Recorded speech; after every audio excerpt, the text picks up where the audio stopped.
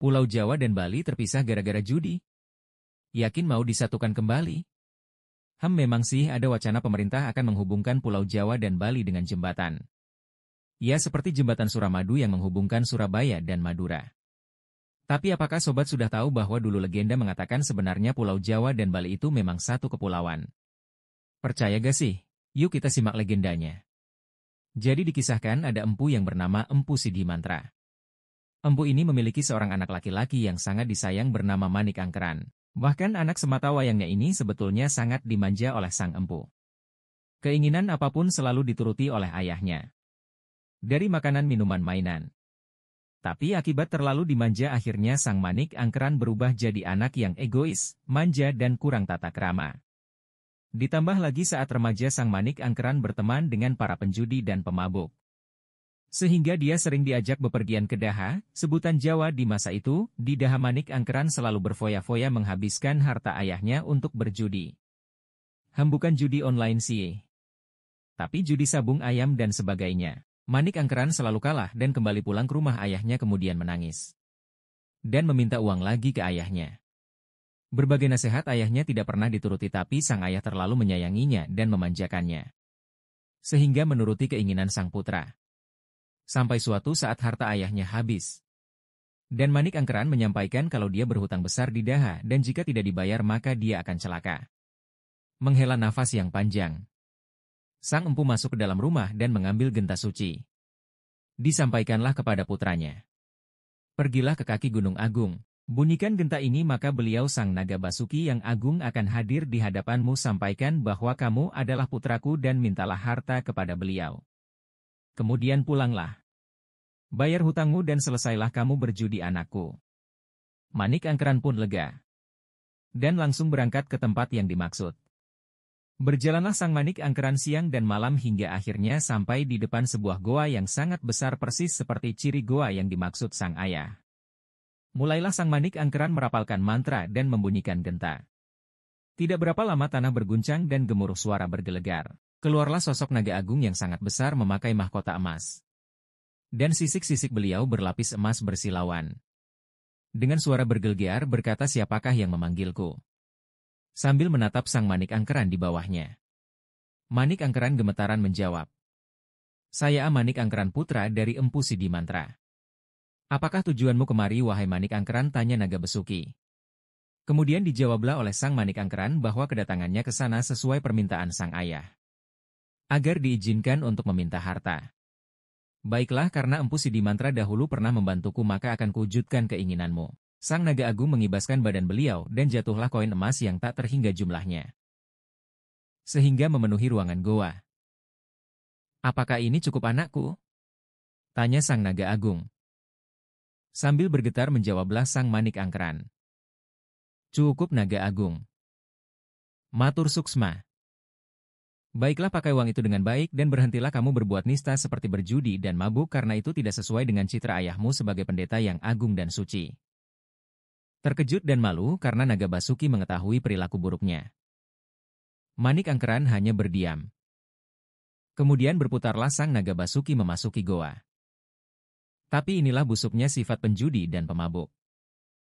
Sudah dibantu tapi tak tahu diri malah meminta lebih. Saat sang naga memasuki goa dilihatlah ada berlian sangat besar menempel di ujung ekor naga Basuki. Tanpa berpikir panjang Manik Angkeran mengambil belati dari pinggangnya dan memotong berlian itu lantas berlari sekencang-kencangnya kabur membawa emas dan berlian. Sang naga Basuki teriak kesakitan. Mengamuk dan saat melihat ke depan goa sang Manik Angkeran telah berlari jauh. Marah dengan kelakuan Manik Angkeran, naga membaca mantra dan menjulurkan lidah apinya ke jejak kaki Manik Angkeran. Manik Angkeran yang sudah berlari jauh dan merasa aman tiba-tiba merasakan panas di tubuhnya yang luar biasa dan seketika itu juga api menyala dan membakar Manik Angkeran. Dia menangis kesakitan memohon ampun sekencang-kencangnya tapi sudah terlambat. Sebuah kebodohan yang dilakukan karena keinginan untuk memenuhi nafsu duniawi telah memusnahkannya. Manik Angkeran terbakar habis menjadi abu dan hanya tersisa emas serta berlian di atas abunya. Selang beberapa waktu, di Gria Empu Sidimantra gelisah perasaan beliau tiba-tiba tidak enak. Entah kenapa Manik Angkeran sudah lama pergi belum juga kembali pulang. Akhirnya beliau memutuskan untuk menyusul putra kesayangannya ke kaki Gunung Agung. Sesampainya di depan goa, sang empu membaca mantra dan keluarlah sang naga agung. Dengan penuh amarah sang naga menggertak sang empu, apalagi mau mumpu. Terkejut dengan sikap sang naga dan merasa ada yang tidak beres. Empu Sidimantra memberi salam dan berusaha bersikap tenang sopan lalu menanyakan apakah beliau melihat putranya ke sini. Dengan lantang dan penuh amarah. Putramu sudah mati. Dia sangat kurang ajar. Sangat hina. Berani-beraninya. Setelah kubantu dengan memberi harta malah melukai dan mencuri berlian di ekorku. Terkejut dan hancurlah hati sang empu terduduk dan mengisi sedih di hadapan sang naga. Dia sadar ini kesalahan sang putra dan juga kesalahannya. Sang naga memperhatikan itu. Kemudian bersabda, "Wahai empu, sebetulnya anakmu akan menjadi sosok yang hebat seperti dirimu dan keturunannya akan menjaga kesakralan pulau ini. Tapi engkau sudah salah mendidiknya dengan terlalu memanjakannya. Baiklah empu, aku bisa menghidupkan kembali putramu, tapi ada 2 syarat yang harus kau penuhi." Lega perasaan sang empu mendengar hal tersebut kemudian dengan segera menjawab, "Apakah syarat itu sang naga besuki?" Sang naga besuki menjawab, "Pertama, sambungkan kembali berlian yang dipotong oleh putramu. Kemudian setelah putramu hidup kembali, empu harus menyerahkannya kepadaku. Akan kudidik putramu agar menjadi pendeta suci, karena putramu akan terlahir untuk kedua kalinya. Tugas empu adalah mencari cara agar putramu tidak lagi kembali ke Daha." Menghela nafas karena sang empu sadar tidak akan menjumpai anaknya dalam waktu lama sebab akan berguru dengan sang naga besuki. Tapi beliau menyanggupinya karena apa yang disampaikan oleh naga besuki memang benar adanya. Sang empu meminta petunjuk ke arah mana sang putra pergi kepada sang naga agung. Berjalanlah beliau ke suatu tempat, di sana dilihatlah seonggok abu. Dan di atasnya terdapat berlian serta emas yang banyak. Menetes air matanya saat mengumpulkan abu sang putra. Dibawalah emas, berlian dan abu tersebut ke hadapan sang naga besuki. Sang empu kemudian menyampaikan kepada sang naga agung agar sebaiknya permata berlian yang seagung ini diletakkan di pucuk mahkota dan tidak di ekor. Sang naga menyetujuinya.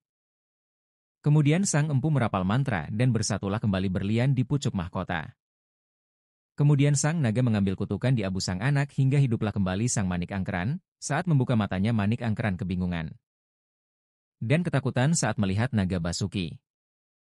Kemudian dilihatnya sang ayah, dipeluknya sang ayah dan memohon ampun.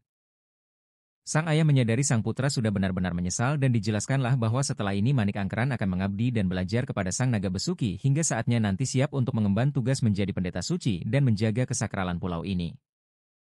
Singkat cerita, setelah cukup menjelaskan tentang swadharma kepada Manik Angkeran, sang empu berpamitan. Berlinang air mata sang ayah meninggalkan putra yang sangat disayanginya, begitupun Manik Angkeran. Tapi ini semua adalah takdir Hyang Widhi. Dan inilah yang terbaik. Melangkahkan kaki sang empu terus berjalan ke arah barat dan akhirnya sampai di suatu tempat yang saat ini dinamai Segara Rupak. Di sana beliau menancapkan tongkatnya. Kemudian setelah beliau merapalkan mantra, keluarlah air yang semakin lama semakin banyak sehingga terbentuklah suatu selat yang memisahkan Pulau Jawa dan Bali. Sehingga Manik Angkeran juga penduduk di Bali akan kesulitan untuk mencapai daerah Daha kembali. Bagaimana kawan, cerita legenda tadi boleh percaya boleh tidak, tapi apa yang kita pelajari bahwa kasih sayang yang berlebihan juga bisa menjadi racun. Kadang pendidikan yang tegas itu juga berguna. Dan apapun alasannya, judi dan mabuk itu memang benar-benar sumber kehancuran, karena tidak ada manusia kaya dari judi. Yang menderita banyak sekali. Masih banyak kok hiburan yang lebih sehat. Dan minuman yang lebih enak. Es teh misalnya. Bagaimana, setuju gak nih jika Pulau Bali dan Jawa dijadikan satu lagi? Komen di bawah ya. Sampai jumpa lagi.